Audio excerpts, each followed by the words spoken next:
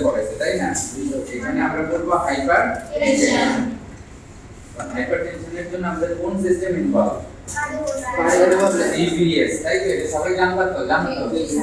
যদি বলে কোন সিস্টেমে হাইপারটেনশন, ইভিএস বলে কোন সিস্টেমে ইফেক্ট করে, কোন সিস্টেমে সমস্যা হয়, সেটা হচ্ছে cardiovascular system.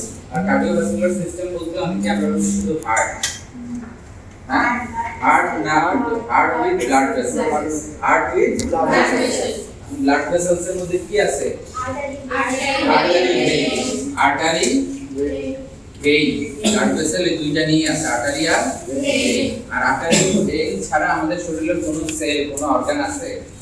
Ultimately artery vein সব জায়গায় হার্ট থেকে শিরা শাখা হয়ে হয়ে কোথায় গেছে? সব জায়গায় আর্টারি ভেইন গেছে, তাই তো? তাহলে এখন হাইপারটেনশনের ডেফিনিশনটা শুরু করি। আমি কি লিখছি? Persistent rise of blood pressure in respect of age and sex. এই একটা ওয়ার্ড অ্যাকশন মনে রাখবা। পারসিস্টেন্স মানে কি? পারসিস্টেন্ট মানে ক্রমাগত, ক্রমাগত বাড়তে থাকা। পারসিস্টেন্ট মানে কি? ক্রমাগত বাড়তে থাকা, বাড়তে থাকবে। কি বাড়তে থাকবে? Rise of blood pressure. তার মানে আগে থেকে আমাদের শরীরে একটা ব্লাড প্রেশার আছে, এই প্রেশারটা কন্টিনিউয়াস বাড়তে, ক্রমাগত বাড়তে থাকে। নরমালি একটা প্রেশার আমাদের শরীরের মধ্যে থাকবে, নরমাল ফিজিওলজি। সেই প্রেশারটা যদি ক্রমাগত পারসিস্টেন্ট বাড়তে থাকে, এইজ এবং সেক্স, বয়সের সাথে সাথে, এবং মেল এন্ড ফিমেলের মধ্যে আলাদা করে, বয়সের সাথে সাথে একটা ছোট বাচ্চার যে ব্লাড প্রেশার নরমাল, সেটা আমার নরমাল হবে না। এই বাচ্চাটা বয়সের সাথে সাথে বয়সও বাড়তেছে, প্রেশারও বাড়তেছে, বয়সও বাড়তেছে, ব্লাড প্রেশারও বাড়তেছে। আবার এই বাচ্চাটা মেয়ে হলে তার প্রেশার একরকম করে বাড়বে, এই বাচ্চাটা ছেলে হলে তার প্রেশার একরকম করে বাড়বে। তাহলে আমরা কিন্তু পড়ে আসছি ব্লাড প্রেশার মেইলের ক্ষেত্রে এটা নরমাল, ফিমেলের ক্ষেত্রে এটা নরমাল। আমরা কিন্তু পড়ে আসছি পালস মেইলের ক্ষেত্রে এত, ফিমেলের ক্ষেত্রে নরমাল এত, তাই না? পড়ে আসছি না? জি স্যার। ফিমেলের সবসময় একটু কম থাকে নরমাল ভ্যালুটা, তাই তো?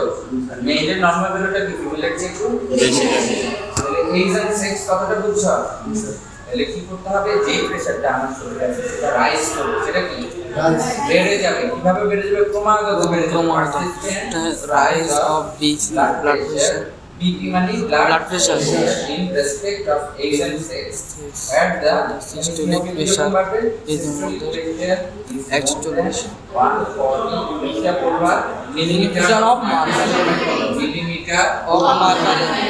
মার্কারি। এটাকে প্রেশারের ইউনিট, মাপার unit, millimetre of mercury. and diastolic pressure, blood pressure more than sign use করছে, more than 90 millimeter of mercury and diastolic pressure 90 degree com. Definition কি কঠিন লাগছে? না, 90 ডিগ্রি বেশি। কারো কাছে? না স্যার, কঠিন লাগছে ডেফিনিশন ছেলেরা? না।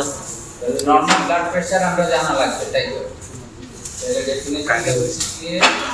ব্লাড প্রেশার যেটা পারসিস্টেন্টলি বেড়ে যাবে, ইনক্রিজ করবে, রাইজ করবে in respect of age and sex. ভাইয়া এখানে ব্লাড প্রেশার কত বাড়বে? 140 and the systolic 90 millimeter of mercury. দুইটা কথা বলছি, সিস্টোলিক প্রেশার আর ডায়াস্টোলিক প্রেশার। সিস্টোলিক প্রেশারটা কি? আর ডায়াস্টোলিক প্রেশার কি? তাহলে প্রেশারের দুইটা অংশ, টাইপস বলতেছি, প্রেশারের দুইটা অংশ, সিস্টোলিক এন্ড ডায়াস্টোলিক। ভাগ এক হচ্ছে সিস্টোলিক ভাগ, সিস্টোলিক বলতে কি?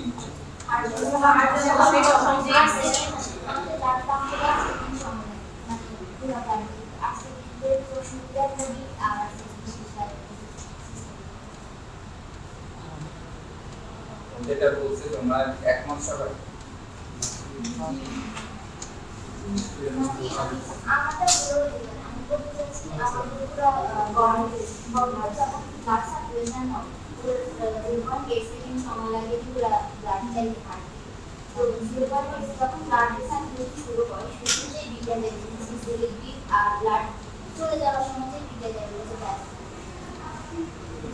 হার্ট থেকে ব্লাড বের হয়ে যাওয়ার সময় যে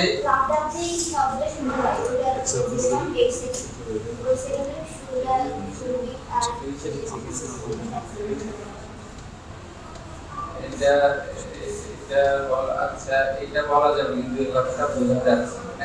জি স্যার। সিস্টোলিক হচ্ছে কি হার্টের কন্ট্রাকশন। কন্ট্রাকশন। সিস্টোলিক সহজ কথা হচ্ছে কি হার্টের কন্ট্রাকশন। সিপিএস এ কন্ট্রাকশন মানে কি একটা ব্যাগে বাতাস ছিল সেটাকে যদি তুমি জোর করে চাপাইয়া সংকুচিত করো আসো যাও দিস ইজ সিস্টোলিক।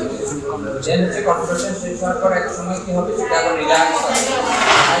রিল্যাক্স মানে কি ডাইলেটেশন হওয়ার সময় আবার বাত তুমি পানি দিয়ে চারপাশ পানি ভরে বাত দিয়ে রাখছো। এখন হচ্ছে কি বাতটা কেটে যাওয়ার পর যে ফোর্সে পানিটা বের হয়ে গেল এইটা হচ্ছে কি এটা মনে করা হচ্ছে যে পানিটা এখন বাইরে হতে পারতেছে না, ভিতরে জমে আছে। এখন তুমি একটা রাস্তা দিয়ে বাইরে হতে পারছো যে ওর ভিতরে যে একটা প্রেসার চলে যাচ্ছে সেটা সিস্টোলিক। Contraction systolic. তারপর যাওয়ার পর যখন আস্তে রিল্যাক্স হয়ে যাবে, রিল্যাক্স হওয়ার পর যে সাউন্ড হয় সেটা আমার কথাটা বুঝছো এখন? ও যেটা বলছে 0.8 সেকেন্ড এই জিনিসটা বুঝতে সময় লাগে কত? 0.8 সেকেন্ড। 2.8 সেকেন্ডের মধ্যে ব্লাড কি করে একবার কন্ট্রাক্ট করে একবার রিল্যাক্স।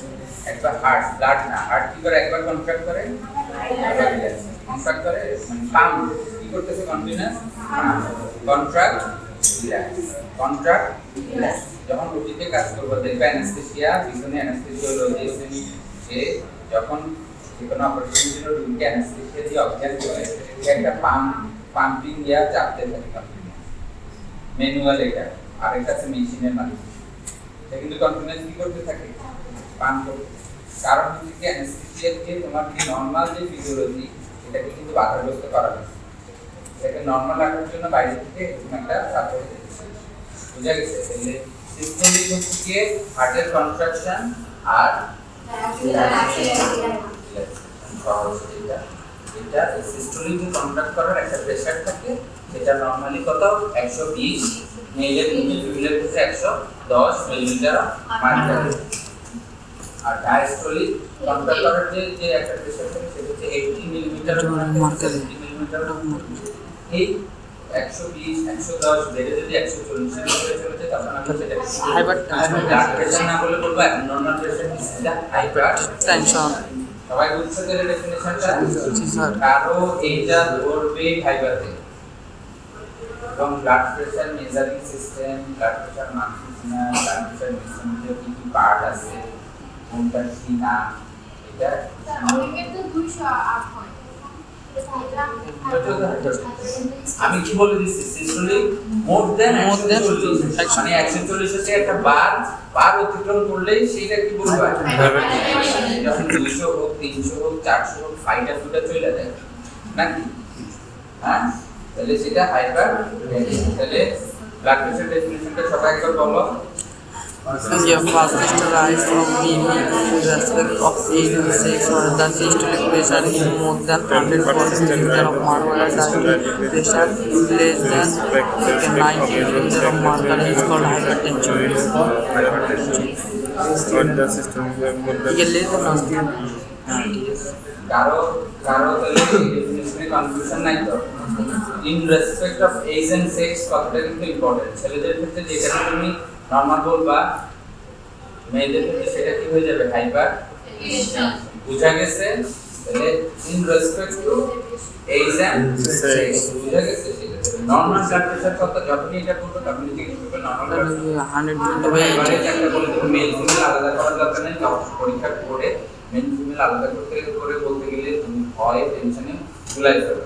সরাসরি বলতে বলবা 120/80 less than বলে দিবা 120 একটু ফিক্স করে দিবা না less than 120/80 মিটার তাহলে মেল ফিমেল এর মধ্যে কভার হয়ে যায়। বুঝা গেছে? less than কতটা নরমাল।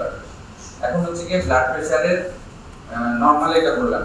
আর কখন আরেকটা কথা এখন শুরু হচ্ছে pre hypertension pre diabetes pre hypertension এই জায়গাগুলো শুরু হয়েছে। প্রি হাইপারটেনশন কখন করব?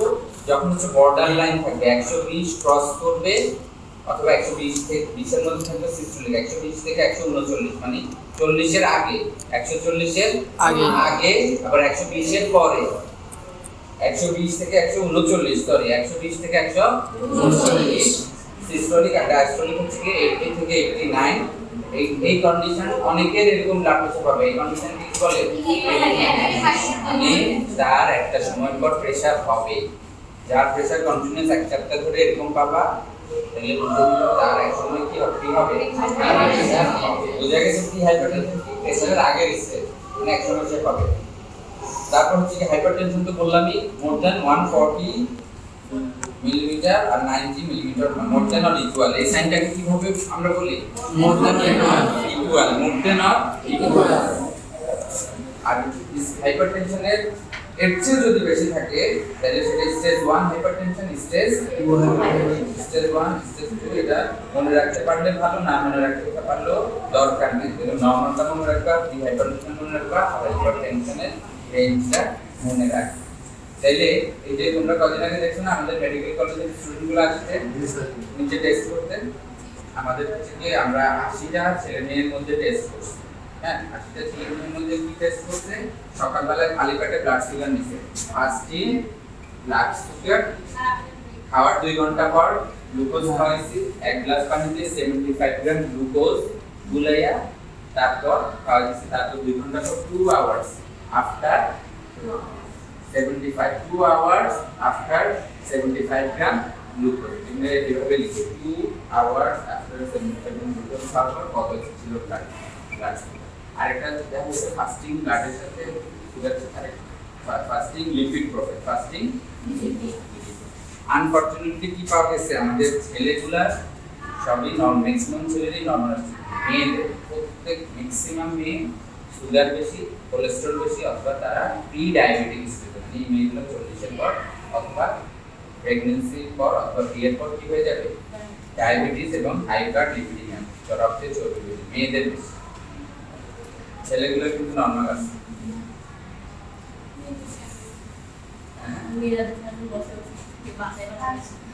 কথা বুঝছো? মেয়েদের ফাস্টিং সুগার বেশি আসছে, মেয়েদের ফাস্টিং যে লিপিড প্রোফাইল দেখছি, রক্তের চর্বির পরিমাণ দেখছি, চর্বি, কোলেস্টেরল, টিজি, ট্রাইগ্লিসারাইড বেশি পাইছি, 2 hours after গ্লুকোজ খাওয়ার পর আরো যা মেয়েদের মধ্যে। তাহলে আমাদের মেয়েরা কত বেশি আছে দেখছো? সেম বয়সে তোমাদের ছেলেরা কিন্তু কি আছে? ভালো আছে। সেম বয়সে একই ইয়ারের কিন্তু ওরা 3rd ইয়ার 4th ইয়ার অথবা 2nd ইয়ার, ওই বয়স ওই মানে এই 20 থেকে 21 হাইস্ট 22 বছরের ছেলে মেয়েদের মধ্যে এই ডাটাটা করো। তাহলে রিস্কে আছে মেয়েরা। এখন মেয়েরা আরো রিস্কে কিভাবে পড়বে? এখন ওদের বিয়ে হয়নি, যখন বিয়ে হবে মেয়েরা কি হবে? বিয়ের পর কি শুরু করবে? ওরাল বি কি শুরু করবে? কন্ট্রাসেপটিভ পি, তাই না? কন্ট্রাসেপটিভ পি কি করে? রিস্ক বাড়ায় দেয়, প্রেসারের রিস্ক বাড়ায় দেয়, ডায়াবেটিসের রিস্ক বাড়ায়। তারপর হচ্ছে কি মেয়েরা কন্ট্রাসেপটিভ শুরু করবে, তারপর কন্ট্রাসেপটিভ পর প্রেগন্যান্ট হবে, তারপর হচ্ছে কি কার্বোহাইড্রেট বেশি খায়, ভাত বেশি খায়, তরকারি অল্প একটু খায়, ভাত বেশি খায়, তরকারি ম্যাক্সিমামটা জামাইরে বাচ্চারে খাওয়া যায়, নিজেরা ভাত বেশি নিয়ে অল্প একটু তরকারি নিয়ে, আর ভাত খাইবো, টিভি দেখবো, টিভি দেখবো প্রতিদিন রাত্রে একটা করে ভাতের মতো মুড়ির মতো। আর মেয়েরা কি হয়? বিয়ের পর পরে মেয়েগুলো কি হয়? ওজন বেড়ে যায়। আর এখন যে মেয়েগুলোর ওজন বাড়তেছে সেগুলো কি হবে? এটা আমি এখনই বলতেছি, মেয়েরা লাইফস্টাইল চেঞ্জ করে।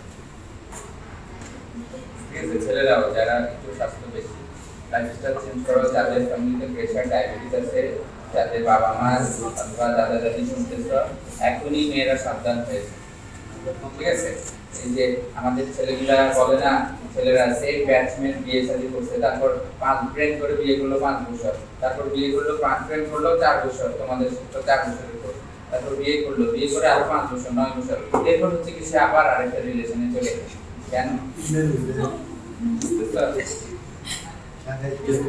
কারণ ছেলেটা তখনই মনে করে, তখন পাতলা থাকে ছেলেগুলা, আর তুমি তখন সংসারের চাপে, কাজের চাপে সব মিলে তুমি আর গেলে তুমি খুব টায়ার্ড হয়ে যাও, ম্যানেজ হয়ে যায়, স্বাস্থ্য বেড়ে যায়, আর তুমি দুজনের রিলেশনের মধ্যে বাধা পড়ে আছে। এতদিনের প্রেম ভালোবাসা সব বিপর্যয় দিকে চলে। ফিজিক্যাল অ্যাট্রাকশন একটা ব্যাপার আছে, এটা যতই আমরা হুজুর মৌলবী যতই হই, যতই আমরা সন্ন্যাসী হই, ফিজিক্যাল অ্যাট্রাকশন তুমি অ্যাভয়েড করতে পারবা না। যতই বলি না আমরা দেখি না এই, ঠিক আছে। কালকে আমার বাসায় কারেন্ট ছিল না, আমি রাত্রে আসার পর কারেন্ট ছিল না, আমার বাড়িওয়ালারে ফোন দিয়েছি, বাড়িওয়ালা আসছে, বাড়িওয়ালা হচ্ছে গিয়ে রিটায়ার্ড পারসন, আমার নোয়াখালী সরকারি কলেজের টিচার ছিল, মানে বয়স্ক, যথেষ্ট বয়স্ক। ওনার স্ক্রিন, উনি যখন কারেন্ট হলো ফোন দিয়েছে, মোবাইল বাইর করছেন, স্ক্রিনের মধ্যে একটা মেয়ের বাজে একটা ছবি। তো অবাক হয়ে গেছে, এত বড় দাঁড়িয়ালা মসজিদে গিয়ে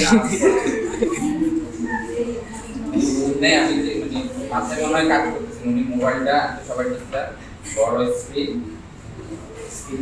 স্ক্রিন বলে, স্ক্রিনের যেটা থাকে কি বলে,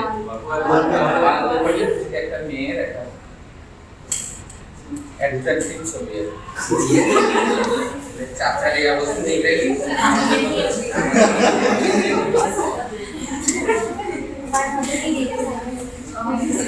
আমার মিলাইতে পারছি না, এতদিন ওনারা যা হচ্ছে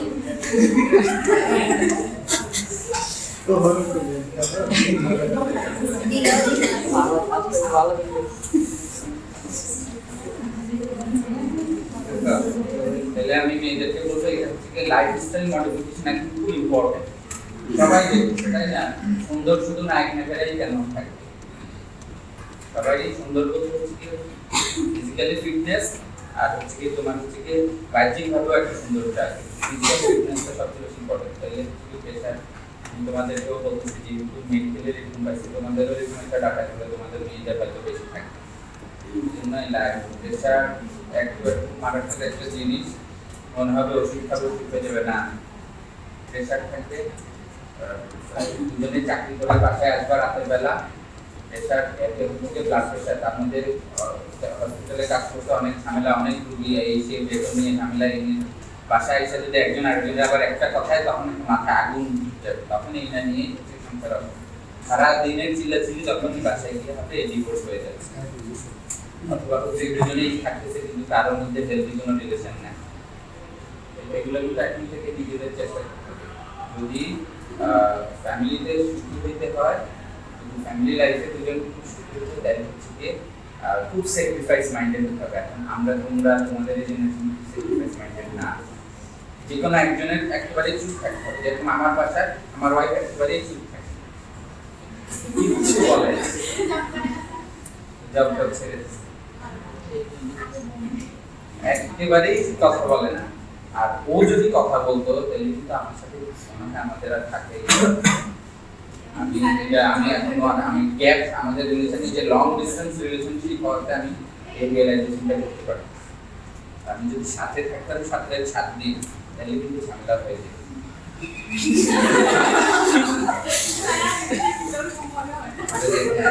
এটা অবশ্য ভালো নোটিস করছে, এটা তোমার মতো সবাই নোটিস করে, মনে করে আমি খুব ঠান্ডা চলতাম না, আমার সব চিল্লাচিল্লি হয়ে গিয়ে বাসায় গিয়ে। এটা হচ্ছে ব্যালেন্সিং রিলেশন, এটা এখন থেকেই মনে রাখবা। তুমি যদি মনে করো তুমি একটু হাইপার, তোমার মেজাজ একটু বেশি, যদি এখনো কারোর সাথে রিলেশন হয় অথবা হয়, আগে থেকে বলে দেবো আমি কিন্তু এরকম, আমি খুব সহজে রেগে যাই, কিন্তু হাইপার, তোমার কিন্তু চুপ থাকতে হবে, নইলে কিন্তু আসল রিলেশনে যাবো, নইলে না আগে থেকে। কারণ দুইজন একেবারেই ঠান্ডা হয় না কোনো রিলেশন, ঠিক আছে। আর ফ্যামিলিতে সংসারে অনেক ঝামেলা হবে, চিল্লাচিল্লি হবে, দুজন একসাথে চিল্লালে কিন্তু ভেঙে যাবে। তাহলে একজনের চুপ থাকতে হবে, কে চুপ থাকবে, দুজন বসে ডিসিশন কে চুপ থাকবে, সেটা নইলে কিন্তু আসলে সংসার করা খুব টাফ হয়ে যাবে না, ঠিক আছে।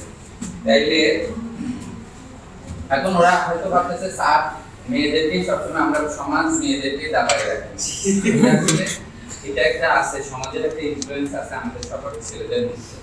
আর এটা হচ্ছে গিয়ে এখন যে সমাজটা আমরা পার করে আসছি, এখনকার মেয়ের এই সমাজের মেয়েরা কিন্তু আবার ওরকম, এখন মেয়ের ছেলেরা হয়ে গেছে চুপ, মেয়েরা হয়ে গেছে হাইপার।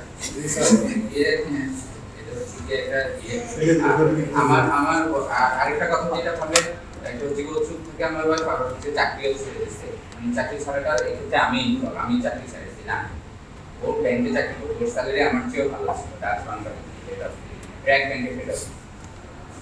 ও ও হচ্ছে কি আমার বড় মেয়েটা কনসিভ করার পরে যাওয়ার সময় রাস্তায় অ্যাক্সিডেন্ট হয়েছে, তখন আমার বড় মেয়েটা পেটে ছিল। তারপর ও হচ্ছে কি সবকিছু মিলাইয়া তারপর বাসার কাছ থেকে অফিসটা ধানমন্ডি চলে গেছে, আমাদের বাসার ধানমন্ডি নিয়ে গেছে ব্র্যাকম্যান। ওদের ওই ওয়েডিংটা ছুটি ছিল, ভূমিকম্প হওয়ার সময় ছুটি জন্য এই জন্য ওরা শিফট করছে। পরে গুলশান থেকে ধানমন্ডি অফিস করে সব মিলাইয়া ওই চাকরি মেয়েটা নিজে বাচ্চাটা অটোমেটিকলি লিখে যাওয়ার পর আসছে জয়েন করে। তো জয়েন করে নাই, আমিও যদি একটু প্রেশার দিতাম হয়তো জয়েন করতো, মানে সাহস দিতাম না কোনো সমস্যা নেই ম্যাক্সিমাম হবে, আমি তো তখন ঢাকায় বসে। তো আমিও ওইভাবে ইয়ে করি না যে ঠিক আছে সব কিছু মিলে এইভাবে চাকরিটা গেছি, চাকরিটা ছাড়ছে। তো মেয়ে আসলে একজনের ফ্যামিলি চালানো কিন্তু টাফ, এটা তোমরা বুঝবা, তোমরা আর দুজন মিলে আসলে দুজন মিলে টাকা অনেক কিন্তু আমাদের ক্ষেত্রে হয়তো অন্যদিকে অনেক ঝামেলা চলে আসে।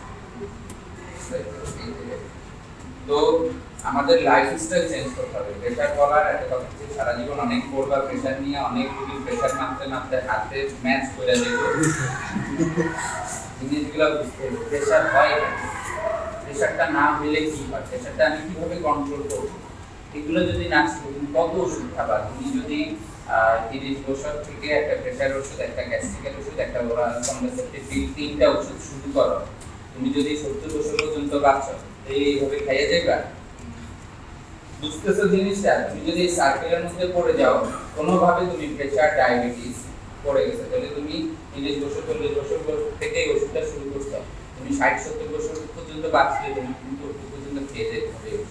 তাহলে এই ওষুধ হচ্ছে এক হচ্ছে ওষুধ খাওয়া, ওষুধের তো কিছু সাইড এফেক্ট থাকে, আর ফাইন্যান্সিয়াল, ওষুধের দাম এত বেশি, এক সময় তোমার হাজবেন্ড এটা নিয়ে খোটা দিবে, যখন হাজবেন্ড মরে যাবে তখন ছেলে মেয়ে খোটা দিবে, ওষুধ কিনতে তোমার মাসে 10,000 টাকা। বুঝা গেছে? আসলে এটাই বাস্তবতা। তাহলে এখন থেকে আমি তোমাদেরকে বলবো তোমরা কিন্তু তোমাদের কি আছে কার্বোহাইড্রেট খুব কম খাবে, আজকে থেকে ভাত খুব কমাই দিবা। আমরা মেয়েরা খুব ভাত খাই, ভাত ছাড়া চলেই না একেবারে। এখন থেকে কোন কষ্ট হবে, আস্তে আস্তে 15 দিন পরে দেখো তোমার স্টমাক আস্তে ছোট হয়ে যায়। তুমি ভাত যে কম খেয়েছো ফিলিংসটা থাকবে না, ভাতের পরিমাণ কমাই দিবা। এইভাবে একটা ভাত দিবা, এক সাইডে ভাত, এক সাইডে সবজি একটু বেশি, একটা ডিম যদি পারো, একটা ডিম, সবজি, সালাদ, শসা, সালাদ যে কোনো জিনিস দিয়ে তুমি করতে পারো, যেটা থাকে। আর যে এখন থেকে চিনি খাওয়া টোটালি বন্ধ, চিনি আর লবণ। এখন এই অভ্যাসটা যদি করতে পারো, চা খাই শরবত খাই রোজার সময় যেটা খাই চিনি ছাড়া, 15 দিন যদি করতে পারো, এরপর চিনি ছাড়া জিনিসটা যেমন ভালো লাগে। প্রথম তো বিষের মতো লাগে, চিনি আর লবণ একেবারে, লবণও আমরা বেশি খাই তরকারিতে যা দিই, তারপর আবার এক্সট্রা লবণ খাওয়ার সময় নিয়ে বসি, এগুলো বন্ধ হয় একেবারে। তাহলে আমরা হাইপারটেনশনের আমরা ক্যাটাগরিগুলো নরমাল রেঞ্জগুলো করলাম, এখন হচ্ছে টাইপস। সহজ কথা, টাইপস হচ্ছে হাইপারটেনশনের ক্লাসিফিকেশন দুই ধরনের। এই যে এতক্ষণ যে সিস্টোলিক ডায়াস্টোলিক ক্যাটাগরি বললাম, এটা কিন্তু ক্লাসিফিকেশনের মধ্যে না, বোঝা গেছে? ক্লাসিফিকেশন হচ্ছে দুইটা, essential hypertension, secondary hypertension. Essential হচ্ছে গুরুত্বপূর্ণ, কিন্তু এইটা এই ক্ষেত্রে এটা গুরুত্বপূর্ণ বলতে এসেনশিয়াল বুঝেছে এটার কোনো কারণ এখন পর্যন্ত জানা নাই, এই সেন্সে এটা এসেনশিয়াল। বোঝা গেছে? এসেনশিয়াল হাইপারটেনশন মানে যে হাইপারটেনশনের কজ এখন পর্যন্ত সায়েন্টিস্টরা বের করতে পারে না। এরকম কত পার্সেন্ট? 95% প্রেসারের কজ আমরা জানি না। 95%, 95, 100 এর মধ্যে 95 ভাগ কজ আমরা জানি না। কেন প্রেসার হয় মানুষের? Hypertension cause by increase blood pressure, essential যেটা is cause of increase blood pressure is not known অথবা আননোন। এটা কত পার্সেন্ট? 95%। আর hypertension patient suffer from essential, তার মানে আমাদের যত প্রেসার তার মধ্যে 95 জনের প্রেসারের কারণ আমরা জানি না, আর 5% এর প্রেসারের কারণ আমরা জানি, সেটাকে বলি সেকেন্ডারি হাইপারটেনশন। সেটা হচ্ছে নোন, আমরা জানি N O W N known. এটা হচ্ছে 5% কেসেস। আর এই 5% এর মধ্যে মেইন কজ হচ্ছে কি? কিডনির কারণে প্রেসার হয়, renal cause, renal disease, renal disease. এছাড়া সেকেন্ডারি হাইপারটেনশনের আর কি কজ হতে পারে কিডনি ডিজিজ ছাড়া? অ্যালকোহল, তাদের হতে পারে ওবেসিটি, মোটা যারা ছোটবেলা থেকে যারা একটু বাল্কি মোটা তাদের প্রেসার হবে, প্রেগন্যান্সিতে প্রেসার হয় সেটাকে বলে এক্লাম্পসিয়া। Pre eclampsia. প্রেগন্যান্সিতে যেটা হবে সেটা প্রি এক্লাম্পসিয়া। রেনাল ডিজিজে হয়, রেনাল কি ডিজিজ? একটা যে আমাদের কিডনির মধ্যে যে ব্লাড ভেসেল গুলো আছে, রেনাল ভাস্কুলার ডিজিজ। কিডনিতে ছোট ছোট সিস্ট হয়, পলিসিস্টিক কিডনি ডিজিজ। আর এটা কিডনির নেফ্রনে একটা ডিজিজ হয়, গ্লোমেরুলোনেফ্রাইটিস, জিএন, গ্লোমেরুলোনেফ্রাইটিস। আর কিছু হরমোনাল ডিজিজ, হরমোনাল সিস্টেমকে বলি এন্ডোক্রাইন সিস্টেম। হরমোনাল সিস্টেমকে বলি এন্ডোক্রাইন সিস্টেম। এন্ডোক্রাইন সিস্টেমের মধ্যে কুশিং সিনড্রোম। উচ্চারণটা কি? Cushing syndrome. কুশিং সিনড্রোম দেখবা কিছু দেখা যায় কিছু ফেস একবারে চাঁদের মতো গোল, মুন ফেস। এই গলাটা ঘাড়ের একটা গরুর একটা ইয়ে থাকে না, এখানে মানুষটা ফুলে উঠছে, ঘাড়ের একটা ফুলে উঠছে। হাত পা খুব চিকন, হাত পা কি হবে? চিকন, ফর্সা, গোল ফেস, কিন্তু পেটটা আবার বড়। মানে একটা ডিমের চিকন এরকম মানুষ থাকে। Cushing syndrome. সিনড্রোম মানে অনেকগুলো সমস্যা একসাথে। আর একটা হচ্ছে cones syndrome. Cones, CO double N apostrophe S, CO double N কিন্তু কোনস সিনড্রোম। আর হচ্ছে হাইপার প্যারাথাইরয়েডিজম। হাইপার প্যারাথাইরয়েড হচ্ছে তো থাইরয়েডের উপরে একটা গ্ল্যান্ড থাকে, প্যারাথাইরয়েড। অ্যাক্রোমেগালি। অ্যাক্রোমেগালি মানে কি? অনেক লম্বা মানুষ, 7 ফিট 10 ফিট এরকম আছে না, বিশাল বড় দৈত্যের মতো, অ্যাক্রোমেগালি। থাইরোটক্সিকোসিস, থাইরয়েড ডিজিজ যদি বেশি হয়, থাইরোটক্সিকোসিস। এগুলো সব হরমোনের জন্য হয়। আর কিছু ড্রাগসের মধ্যে কি আছে? OCP, oral contraceptive. কোন সিনড্রোম? এটাও হচ্ছে কি একটা গ্ল্যান্ড আছে আমাদের কিডনির উপরে, ঠিক আছে? ওই গ্ল্যান্ডের সমস্যার জন্য এটা আমরা পরবর্তীতে বলবো, কিন্তু না কুশিং এর কোনটা মনে রাখবেন। হ্যাঁ, অনেক দেরি করে ফেলছি। তারপর হচ্ছে কি ড্রাগ কজেস। ড্রাগ কজেসের মধ্যে কি আছে? OCP containing oestrogen. আসলে ওরাল পিলে কি থাকে? ইস্ট্রোজেন আর প্রোজেস্টেরন। ওরাল পিলে কি থাকে? কোন পিলে ইস্ট্রোজেনের পরিমাণ বেশি, প্রোজেস্টেরন পরিমাণ কম। একটা বলে মিনি পিল, তাই না? মিনি পিলে হচ্ছে কি শুধু ইস্ট্রোজেন থাকে। তাহলে যেই পিলে ইস্ট্রোজেনের পরিমাণ বেশি সেই ক্ষেত্রে প্রেসারটা সহজ কথা oral pill OCP containing oestrogen লিখছি কর্টিকোস্টেরয়েড। স্টেরয়েডের যে কোনো ওষুধ, স্টেরয়েড জাতীয় যে কোনো ওষুধ। আর হচ্ছে পেইন কিলার NSAIDs, নন স্টেরয়েড অ্যান্টি ইনফ্ল্যামেটরি ড্রাগস। তাহলে এখানে একটু ঠাটা মনে রাখতে হবে। কজ অফ হাইপারটেনশন, সেটা কোন কজ জানি? 5% কজ জানি, সেই 5% কজকে বলে সেকেন্ডারি কজ। আমরা কিন্তু এসেনশিয়াল হাইপারটেনশনের কজ জানি না। এই সেকেন্ডারি কজের মধ্যে এত কিছু আছে, এগুলো মনে রাখবা। একটা হচ্ছে কি লাইফস্টাইল। যারা আমাদের জন্মে কিন্তু প্রথমে অ্যালকোহল পারমিট ছিল মুসলিম ধর্মে, পরে একটা সময় কিন্তু আমাদের নবীজির কাছে ওহী আসছে এটা বন্ধ করে দিই, পরে কিন্তু বন্ধ করে। কারণ হচ্ছে এটা কিন্তু মানুষের ব্রেনের ক্ষমতা নষ্ট করে দেয় এবং আস্তে আস্তে মানুষের কার্যক্ষমতা কমায় দেয় এবং আস্তে আস্তে মানুষ মোটা হতে থাকে এবং ব্লাড ভেসেলের মধ্যে ব্লাড ভেসেলগুলো কি করে আস্তে আস্তে চিকন করে দেয়, চর্বি জমায় দেয়, ঠিক আছে? এই অ্যালকোহলটা অনেক কি দিয়ে বানায়, অনেক ধরনের কিছু দিয়ে বানায়, ঠিক আছে? তো এটা অ্যালকোহল কিন্তু মেডিসিন হিসেবে ইউজ করে, খুব অল্প পরিমাণ। অনেক ড্রাগস বানাইতে, অনেক অ্যালকোহল ইউজ করে আমরা পারফিউম বানাইতে, মেয়েদের কসমেটিক্স বানাইতে, ঠিক আছে? এগুলা অ্যালকোহল দিলে কি হয়? একটা প্রিজারভেটিভ হিসেবে কাজ করে, আর একটা হচ্ছে এগুলোর স্মেল অনেক ভালো হয়, ঠিক আছে? এবং ইভেন এটাও বলা হয়েছে পারফিউম, যদি কোনো পারফিউমে অ্যালকোহল থাকে, এখন বলতেছে এটা আসলে কতটুকু স্ট্রং, ওইরকম অ্যালকোহল যদি বেশি পরিমাণে থাকে ওই পারফিউমে, ওটা দিয়ে তুমি নামাজ পড়লে নামাজও হবে। আর মেডিসিনে যে অ্যালকোহলটা দিচ্ছে এখন, এই অ্যালকোহলটা তোমার লাইফ সেভিং এর জন্য ইউজ করবে, হার্টের মেডিসিন অনেক, সেক্ষেত্রে ওটা পারমিট, ওই ওটুক পর্যন্ত পারবে। কিন্তু তুমি সৌন্দর্যের জন্য ইয়ের জন্য অ্যালকোহল পারফিউম হিসেবে যদি ইউজ করে, এখন আমাদের ম্যাক্সিমামই অ্যালকোহল থাকে, কিছু কিছু লেখা অ্যালকোহল লেখা ফ্রি থাকে, অনেকে দেখে কি অ্যালকোহল ফ্রি, বুঝছো? তাহলে alcohol obesity, pregnancy, renal disease, endocrine disease, drugs. তাহলে কতগুলো মনে থাকবে তো? জি স্যার। তারপর হচ্ছে কি কমপ্লিকেশনস অফ হাইপারটেনশন। হাইপারটেনশন হলে কি কি? হ্যাঁ আসো। হাইপারটেনশন হলে কি কমপ্লিকেশন? কমপ্লিকেশন মানে কি? জটিলতা দেখা দিতে পারে। তাহলে আমরা জানি এটা কার্ডিওভাস্কুলার সিস্টেমের মধ্যে এফেক্ট করে। তাহলে কার্ডিওভাস্কুলার সিস্টেমের একটা অর্গান থেকে হার্টে কি করবে? Myocardial infarction. Myocardial infarction, infection না। এফ এই বানানটা খেয়াল করবা, একটু এক জায়গায় আর এস লিখছে আর এক বইতে লিখছে A F A R C fraction. আমার এই বানানটা মনে হয় ভুল, তোমরা ভুল বানানটা আর এস হবে ইনফ্র্যাকশন। তারপর hypertensive cardio myocardial, hypertensive cardio hypertensive heart failure. Myocardial infarction খুব কমন, সব বয়সে হয়। এমআই বলে ইমার্জেন্সিতে আসবে, হঠাৎ করে রাতের বেলা আসো ইমার্জেন্সিতে আসতে পারে এমআই রোগী। এটা কি হবে? এমআই রোগ হবে chest pain, severe chest pain, এবং হচ্ছে গিয়ে সাথে অনেকের মুখ দিয়ে কি হবে? ফেনা বের হবে, সাদা সাদা ফ্রদি সাবানের ফেনার মতো ফেনা বের হবে। এবং সেইভাবে বললো চেস্ট পেইনটা তার বাম সাইডে বেশি এবং বাম হাতে বাম ঘাড়ে এদিকে যাচ্ছে।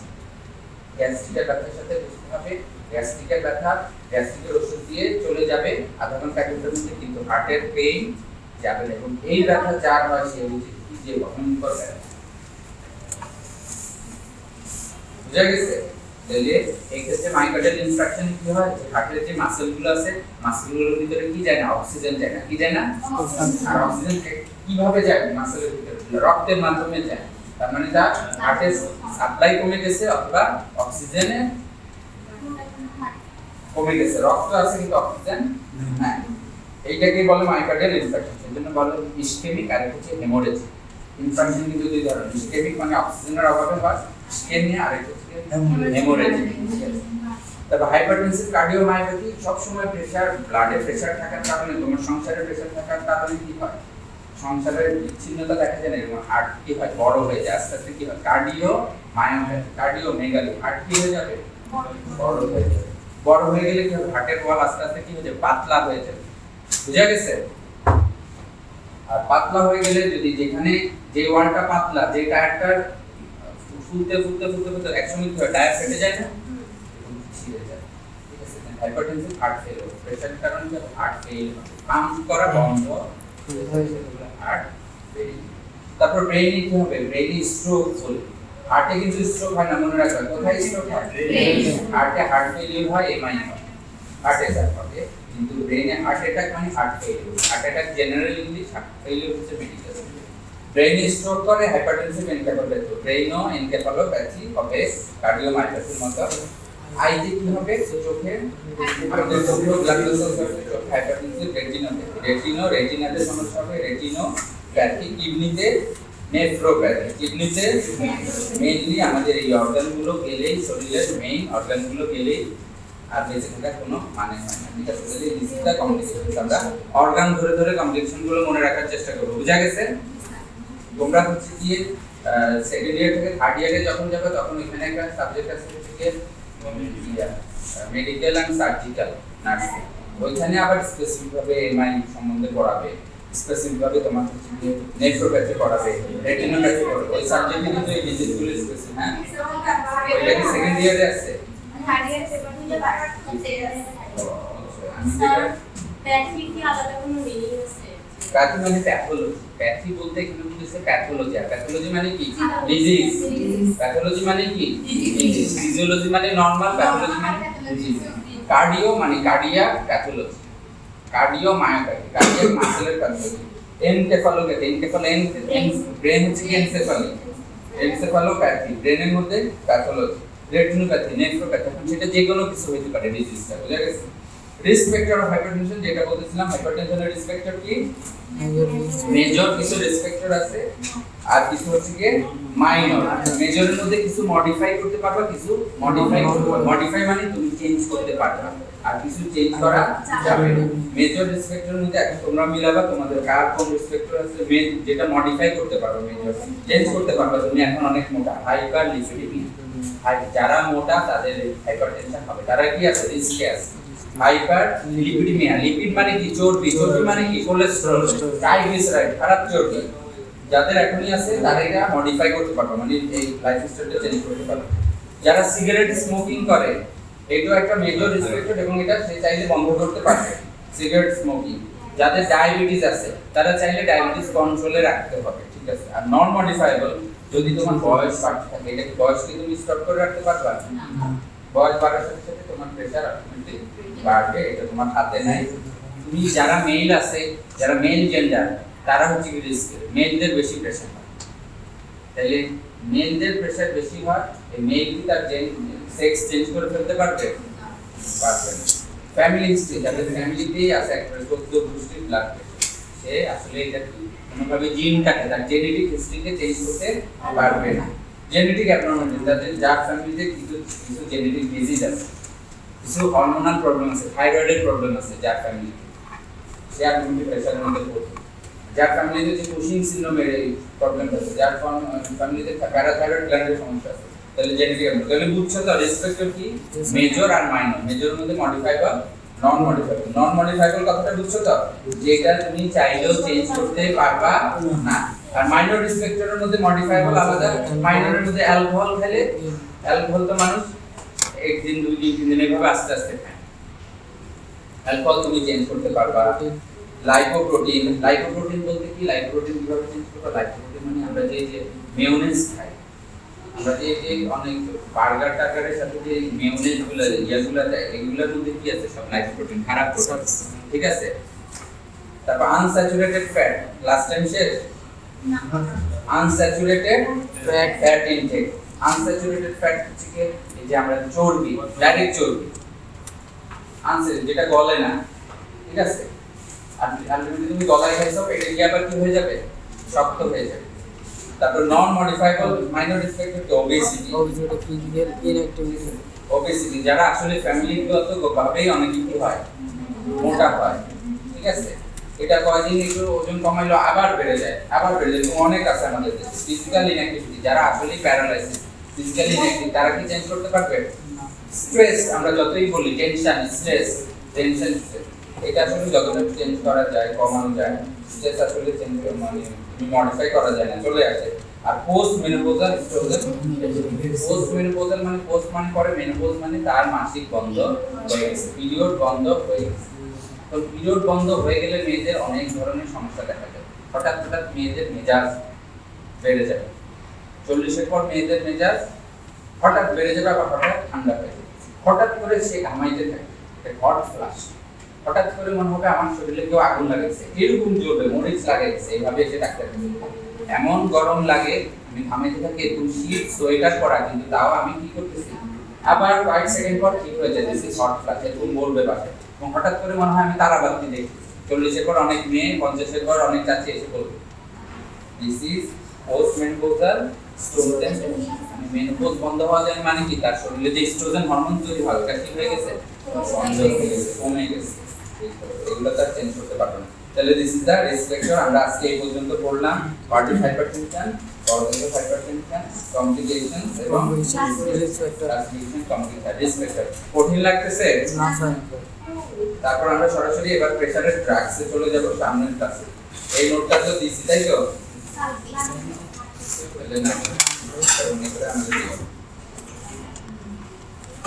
তাহলে বুঝা গেছে হাইপারটেনশন। তাহলে হাইপারটেনশনের কি রিস্কের মধ্যে আছে তোমরা এটা বাইট করে এটা নিজেরাই ইয়ে করবে। আমার এখনো আমার বয়স 40 ক্রস করে গেছে, আমি কিন্তু এখনো প্রেসার হয়নি, আল্লাহ মাফ করবে। তো বেঁচে বেঁচে চলতে হবে, বেঁচে বেঁচে খাইতে হবে। হ্যাঁ, লাইফস্টাইল আমি মেনটেন করি। বলবা স্যার কিভাবে মেনটেন করি? আমি এই যে সকালে কি হচ্ছে, আজকে দিনটাই বলি।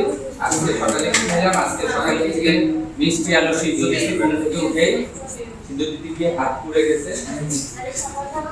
মিষ্টি আলু সিদ্ধ দিয়েছি, একটা মিষ্টি আলু খেয়েছি, কাঁচা পেঁপে এক ফালি কাঁচা পেঁপে খেয়েছি, এক পিস হচ্ছে গিয়ে বিট খেয়েছি, লাল বিট, এক স্লাইস বিট খাইছি, এক স্লাইস কাঁচা পেঁপে খাইছি, তারপর হচ্ছে একটা মিষ্টি আলু সিদ্ধ খাইছি, তারপর হচ্ছে অল্প একটু বাদাম খাইছি, কয়েক পদের বাদাম মিলাই 10টার মতো। আর হচ্ছে গিয়ে সকালে উঠে এই গরম পানিতে লেবু কষাইয়া 1 চামচ মধু দিয়ে ওইটা খাইছি, তারপর আস্তে আস্তে এগুলো খাইয়ে একটু ক্লাস তাহলে বুঝতেছ আমার কি পরোটা মাংস খেতে ইচ্ছে করছে? এবং আমি চাইলেই খেতে পারি, আমার পকেটে টাকাও আছে, কিন্তু আমি খাই না। এটা হচ্ছে সত্যি। ভাত খাবো শুধু দুপুরে গিয়ে ভাত খাবো, রাতেও কিন্তু আর ভাত খাবো না। এখন দুপুরে ভাত খেয়ে আমি এতগুলো খাবো না, আমি আমার ভাত হয় একটু, আমার হাতে একটু ভাত, ঠিক আছে? তো এইভাবে যদি তোমরা করতে পারো আমার মনে হয় মানে আমার এইভাবেই যে করতে হবে, আমি সুস্থ আছি, আমার মনে হয় তোমরাও সুস্থ থাকবে। এবং ওষুধ কত খাবার, ওইকে ওষুধ কত দিবা তোমার যেই জানতেই হবে, ঠিক আছে?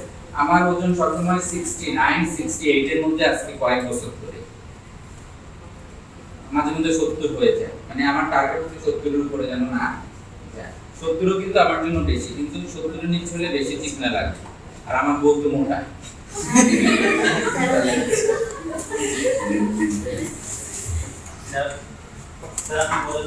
মিষ্টি দিয়ে অ্যাভয়েড করতে, সেক্ষেত্রে আমি যদি খেজুর খাই সেটা আমি খেজুরও খাই,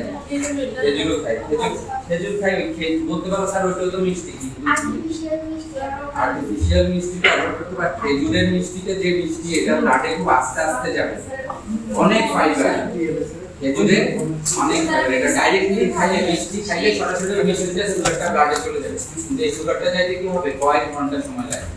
তাহলে কয়েক ঘন্টা সময় লাগে মানে তোমার ব্রেনের ফুয়েল কয়েক ঘন্টা ধরে তেল থাকবে তোমার শরীরে। আমি 12টা পর্যন্ত এভাবে লেকচার দিয়ে যেতে পারবো। তাহলে খেজুর খাওয়া ভালো, কিন্তু ডাইরেক্ট তোমার যেরকম আমার ওয়াইফ আগে কি করতো, এভাবে ইয়ে থেকে চিনি খাইয়ে ফেলতো চামিচ বইরা, মানে এরকম আসক্তি। এগুলো নিয়ে আমাদের বাসায় চিল্লাচ্ছে, ঠিক আছে? এভাবে চিনি খাইয়ে ফেলছে। এবং ফোন দিয়া তুমি কি খাইছো, এক্সারসাইজ করছো, এইটা হচ্ছে আমার রুটিন কথা। আজকে কি খাইছো, দুপুরে কি খাবা, সকালে কি খাইছো, রাতে কি খাইছো, এক্সারসাইজ করছো, নামাজ পড়ছো, এগুলো হচ্ছে কি। আসসালামু আলাইকুম।